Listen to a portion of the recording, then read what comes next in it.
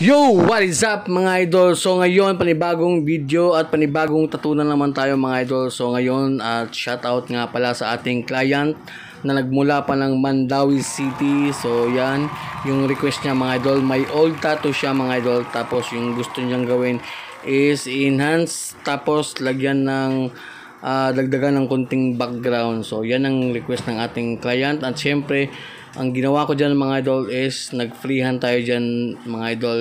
Siyempre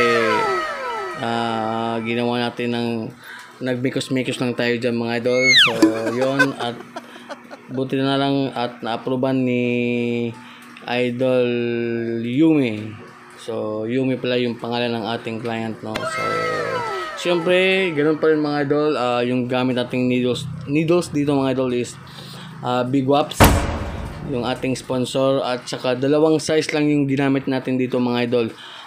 Yung lining is 5RL, tapos yung shading mga idol is 15RM or 15cm. So dyan mga idol, medyo hindi tayo nahirapan dito kasi nga yun, medyo gamay na natin yung yung design, which is yung parang oriental.